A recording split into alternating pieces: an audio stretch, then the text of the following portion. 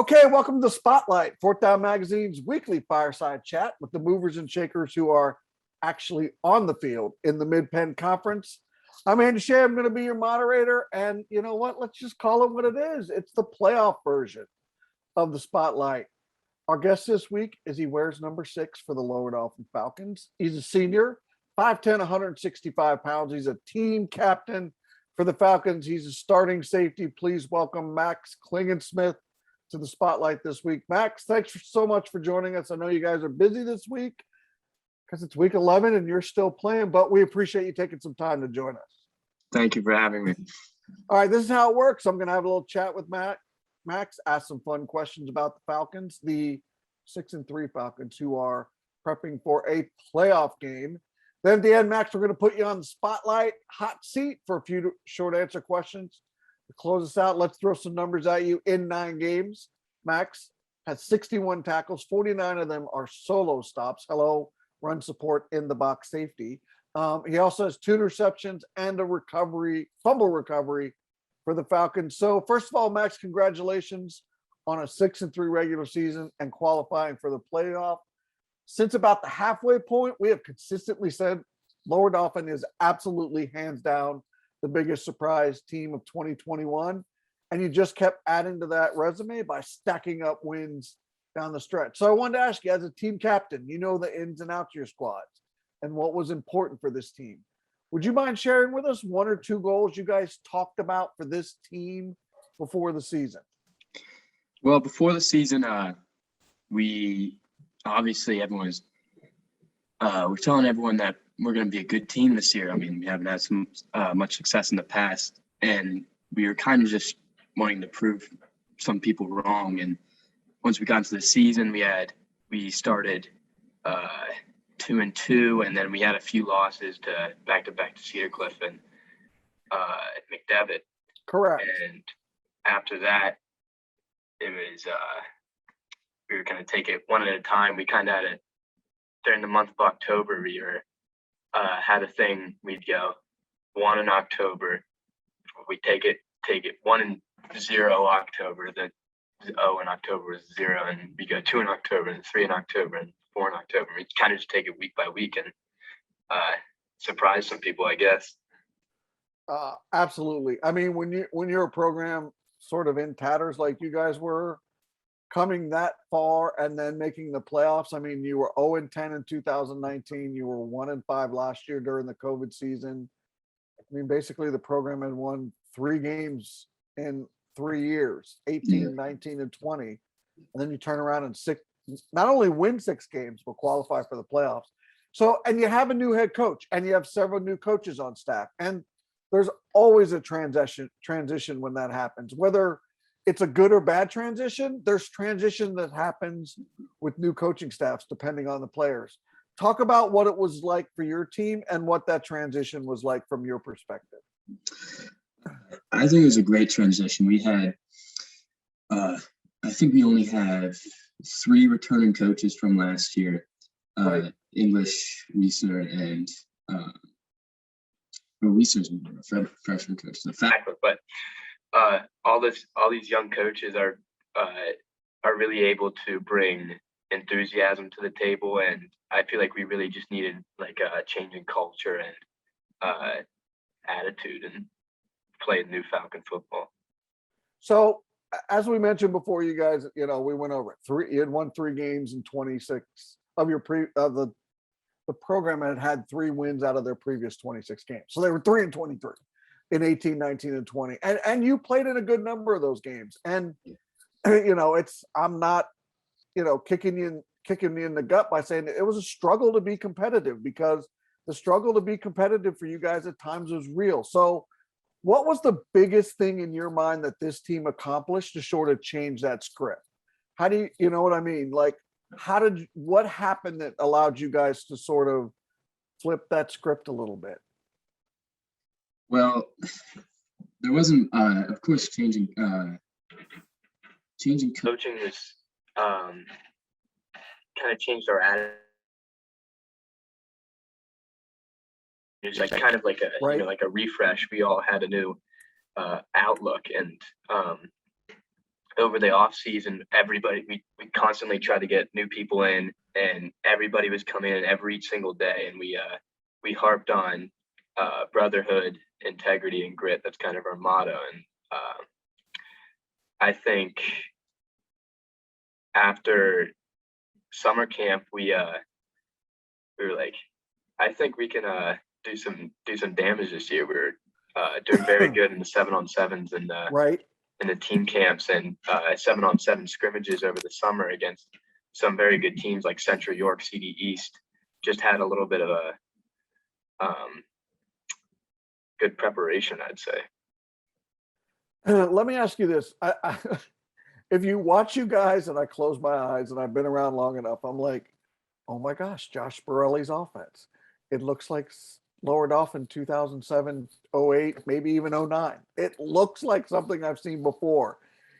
Is it like the offense that, you didn't plan it, but does coach have a base of offense that he runs that is based on sort of what he learned and how he played? Do you guys feel that that's what his offense is based on?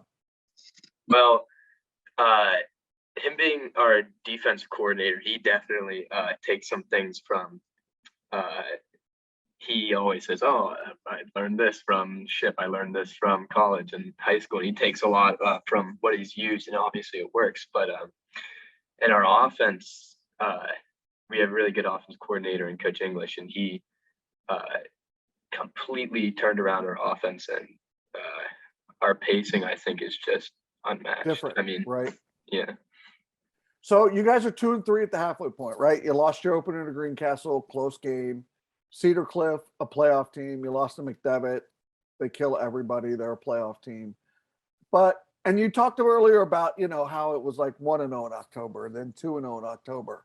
When did you actually feel the worm start to turn for you guys? And when did you know that the worm had actually turned and you guys were changing games on your own? You know what I mean? Like you were impacting how the game was played, not the other way around. Can you tell me when you started to really feel that for you guys this year during the second half run? At Milton Hershey, it was a really close game. Yeah, it was 26-22. Yeah, and on our last drive, we were running 2-minute offense, and we had, I think there's the one passing play we called. It was third down, third and long. Braden Landis, our quarterback, scrambled out and dove and almost seemed like he flew for a first down. And I feel like ever since then in that drive, we've had the momentum into every game. Excellent. So I want you to give me the one guy, Max, who is the most improved player on this Lower Dauphin team from last year to this year. Who is it, and why has he been so important for the Falcons this year? I think our most improved player is Joey Schwartz, our outside backer. It really showed in our last game, or one of our outside backers that rotated. He really showed in our last game, taking advantage of the weather. He had a pick, a fumble recovery, and a sack, and a bunch of QB pressures. I think Joey Schwartz, after not playing last season nearly at all and playing JV, I think he's really stepped it up for us and has been able to be an underclassman star. Excellent. All right, I got one more question before we throw you on the hot seat. You get another bite of the Cedar Cliff apple here in the playoffs, correct? Yes, sir. They beat you 48-20 the first time around. So you're a different team, but tell me what has to be different for you guys this time so that it isn't a 4-score game like last time. What do you guys know has to be different this time around for you guys to be successful at any level against them? Well, I think our up to a certain point in the first half, it was a really close game. I think it was 7-7 or something like that. And we had 3 really bad special teams mistakes, and they were able to score luckily 3 times in like can't have them 5 minutes. And yeah, I think if we eliminate the mistakes and really because we weren't very disciplined on defense that game, obviously. And yeah, if we're the more disciplined team, I think we win. Yep. And they've changed too since you played them. I mean, let's just face it, Cedar Cliff was a little more balanced team offensively in the beginning of the first half of the year. And they're definitely riding that horse at running back, as they should, right? He's pretty darn good. You guys have a pretty good running back too, I might add. This might be a game of running backs. Anyway, Mac, let's throw you on the spotlight hot seat. I got a few questions for you. Are you ready? Yes, sir. Cake or pie? Cake. The last streaming series you watch or are watching, what is it? Oh. I watched Squid Game. Squid Game. That's a second Squid Games. All right. College football on Saturday or NFL football on Sunday? Which one? College football.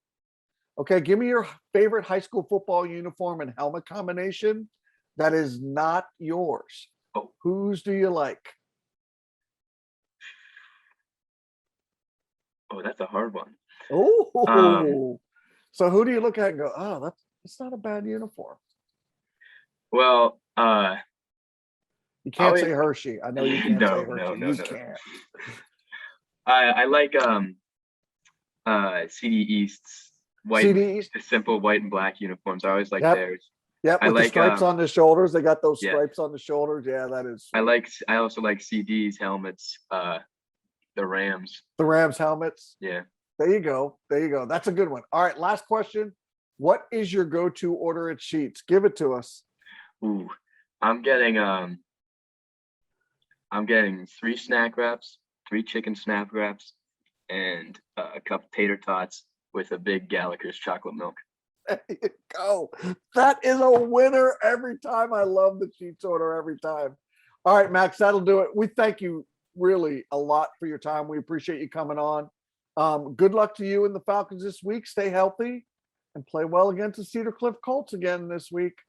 All right, that was Max Klingensmith joining us on the Spotlight. Make sure to check out all our high school football content on fourthdownmagazine.com. Follow along on social media or check out our YouTube page for Adam behind the curtain. You can't see him, but he's back there. I'm Andy Shay. I've been your moderator. Thank you again, Max. We will see you. Thank you. See ya.